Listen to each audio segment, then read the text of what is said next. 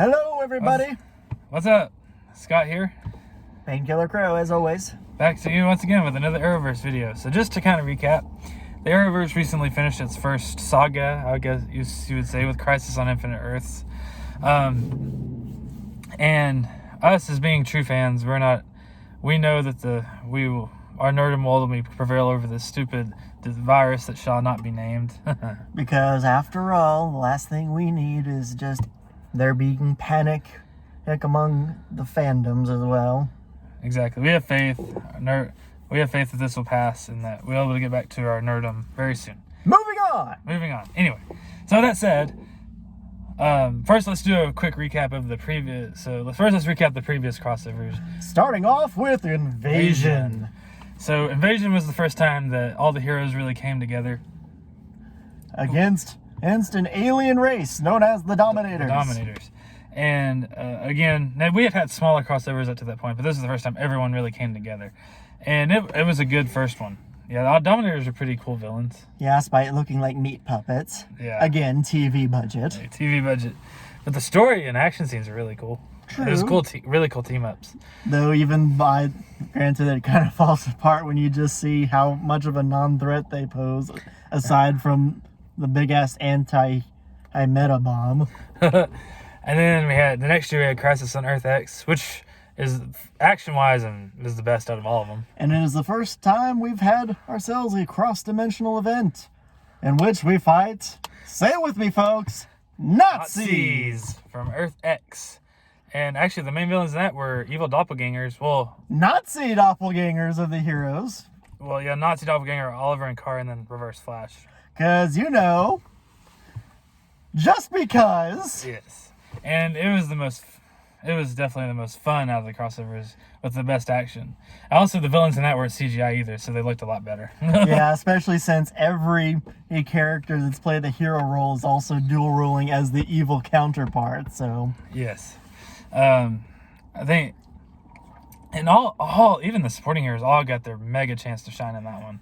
Like the choreography, the fight choreography in that dear Lord, was amazing. The funny thing is, the thing that reminds me most of is it kind of reminds me of the church fight scene from Kingsman and the Secret Service. Yeah. Like how it's just so fluid and everything is interesting within every fucking shot, even if it's just like 3 seconds long. Yes. And then, so Crisis on Earth X, awesome. Elseworlds.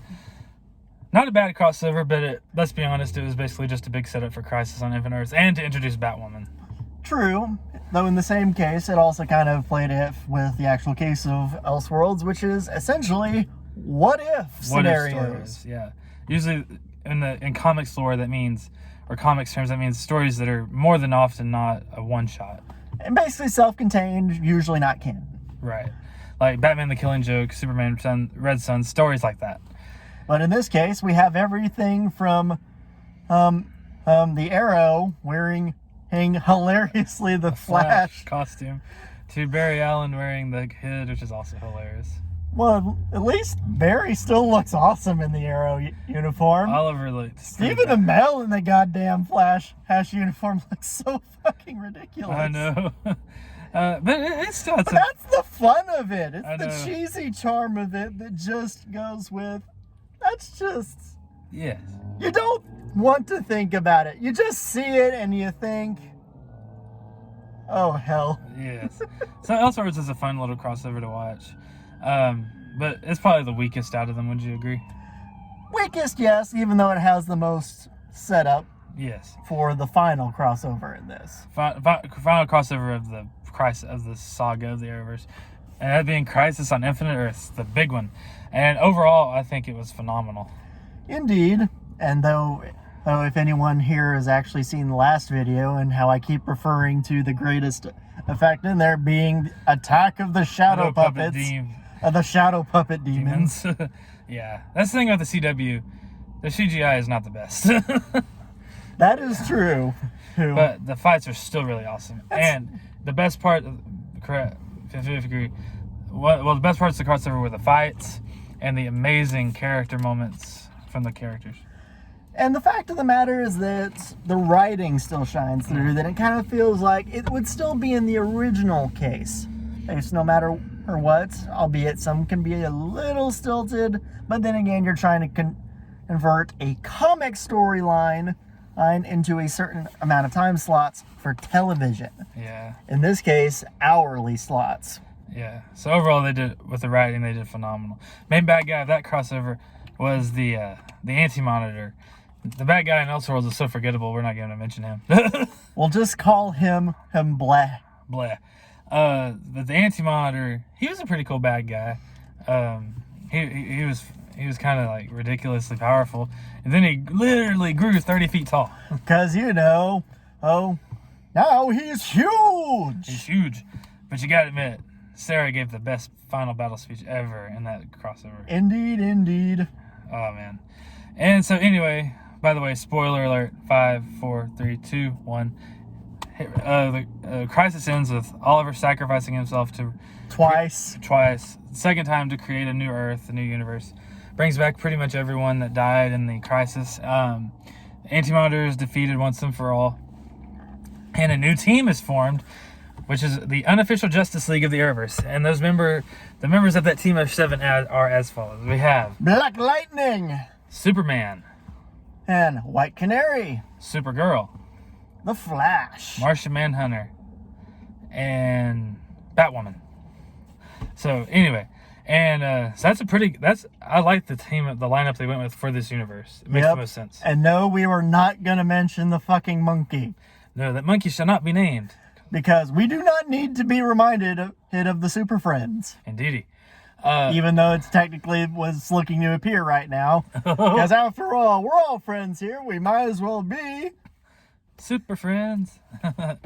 But we both agree that Sarah, White Canary, most likely should be the new leader of that team. Should be the leader of that team. Yeah, because not only having the most dynamic experience as a leader, but also the fact that she's probably the most experienced, well, emotionally, conditionally wise, among all of them, save for probably Oliver. Right, who's gone now. But even he still listened into White Canary at every interval of it. Yes. Yeah, him and Sarah had a great thing. But with Oliver gone, the Arrowverse needs a new leader, especially for their team. So. And with the Anti-Monitor seemingly dead, we need a new bad guy. Just as there's every hero, we need a supervillain. Indeed.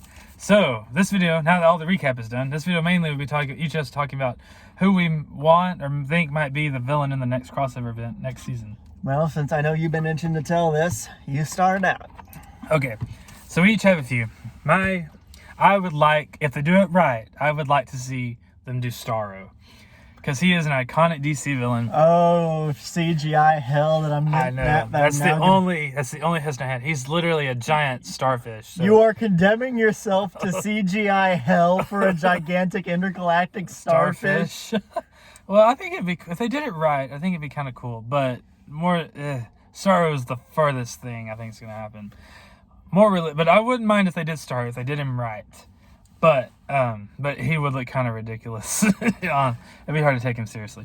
Well, to be fair, there's already so many things that are happening that we can't take seriously, and yet we still love them. I mean, after all, the Legends of Tomorrow fighting a gigantic Bebo. Indeed. Bebo hungry. No, we do not talk of that big blue nightmare air fuel to everything.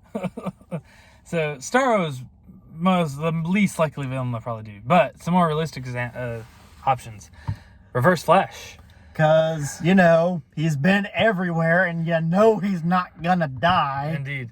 So what if they did a crossover where they finally fight Reverse Flash? And he's a powerful enough bad guy, he could he would take all of them to fight him. Do you agree? It would. It's just the fact of again, it's the case of you have something that cannot apparently die. Yeah. Despite apparently looking like he's died. Several times.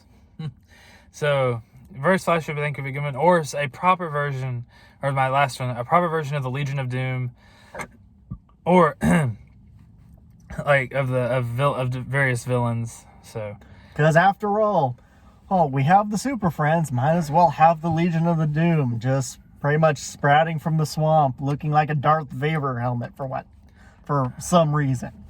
Indeed. And that does it for my list. I'm going to give the floor over to my brother here. Of course, my picks are a little bit more grounded, simply just because a lot of these are already set up just whether they've been dropped up to background or the background of the background, and really kind of needs to have a bit more of a story for it.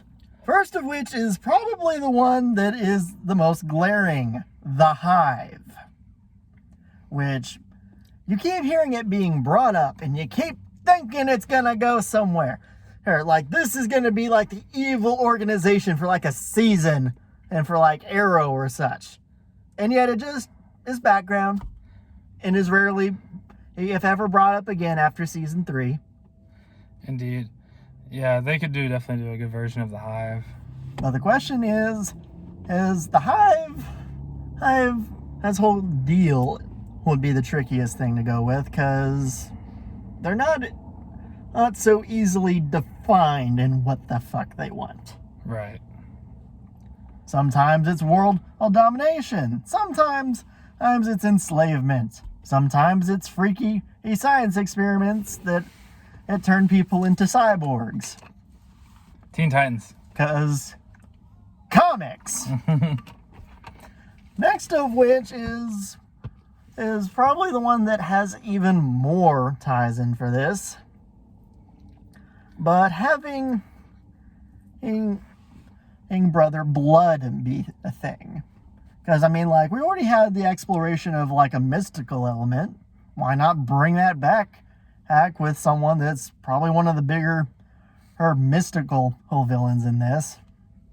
Yeah, his whole thing is science mixed with magic, right? Pretty much. Right. He'd be a good one. They need to do him right, though. Yep, and unfortunately, the biggest one that deserves to be here has no connection thus far. And I'm pretty sure you all know who it should be. It's the big elephant in the room. The biggest DC villain ever, arguably. Darkseid. Darkseid. Yes, you pretty much have a dark god on whose sole case is the whole undoing of life itself. The whole anti-life equation is his whole deal. Basically wants to destroy it, use it to enslave the universe. Literally, his catchphrase is, anti-life justifies my hate. Now,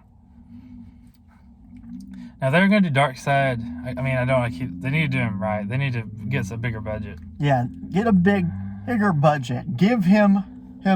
Build him up from, like, the first episode of the season until where you get the full case of where he is fully shown, fully revealed, and fully implicated into there. Like some grand entrance. Yes. And have it be the case of, like, it's a dire threat. Yes. Just as from his first appearance whatsoever. Did you think they dropped the ball on that with the Anti-Monitor? Yeah, because after all, when you have him grow to become the Jolly Green Anti-Monitor, how can I fucking take that seriously? Oh, man. It's like I'm big now. That apparently makes me a bigger threat. Oh, that pun is too stupid even for me. Also, one thing... So there you have it. We're going to go over some of our hopes and theories for who the next villain bad guy might be in the next Arrowverse crossover. Well, the question even more so is, what do you guys think? Who do you want to see as the next Arrowverse crossover big bad? Answer below, please, in the comments. As I said, give us your words. Hopefully none of hate. We can't have that here. Indeed. Anyway, until next time, Scott here. And Painkiller Crow. Until next time, and see ya. Signing off.